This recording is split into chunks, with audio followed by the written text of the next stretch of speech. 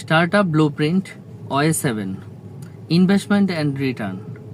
আপনি একটা corporate job করতেছেন এবং প্রতি মাসে আপনি 10,000 20,000 টাকার এফডিআর করে রাখছেন। এখন আপনার একটা হ্যাবিট এস্টাবলিশ আছে, হয়তোবা আপনি ইনভেস্টমেন্ট নিয়ে অনেক ঘাটাঘাটি করেন। আপনার হয়তোবা 5টা বন্ধু আছে যারা বিভিন্ন বিজনেস করে, হয়তোবা তাদের দোকান আছে বা কোনো এক্সপোর্ট ইম্পোর্টের বিজনেস আছে অথবা রেন্টাল বিজনেস আছে।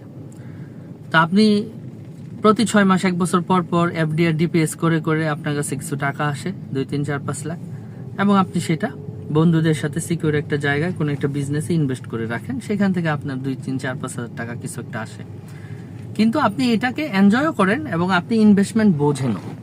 এই করতে করতে 5 6 7 বছরে আপনার 50 লাখ টাকার মতন ক্যাপিটাল ফরমেশন হয়ে গেল।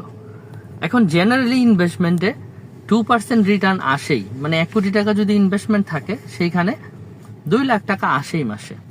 তো 50 লাখ টাকা যদি আপনার হয়ে যায় সেখানে লাখখানেক টাকা আসবে আপনার। এখন আপনি চিন্তা করলেন যে আমার এই টাকা যেহেতু 4টা 5টা জায়গায় ইনভেস্টমেন্ট করা আছে এবং আমি মোটামুটি লাখখানেক টাকা মান্থলি ক্যাশ ফ্লো পাচ্ছি, তো সুতরাং আমি এখন আমার 9 to 5 যে জব আছে সেটা থেকে আমি কুইট করব এবং আমি আমার নিজের যে এন্টারপ্রেনারশিপ গোল, আমার যে টার্গেট বা বিজনেস ড্রিম, আমি সেটার জার্নি স্টার্ট করব।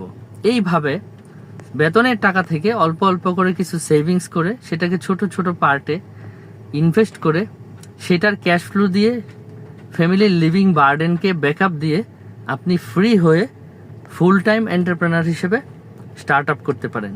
এই প্রসেসটা একটু ধৈর্য লাগে, তবে এক্সপার্টিস থাকতে হবে, ওরকম একটা নেটওয়ার্কের মধ্যে থাকতে হবে যে আপনার ইনভেস্ট করার মতন বিশ্বস্ত লোকজন বা নেটওয়ার্ক চ্যানেল আছে।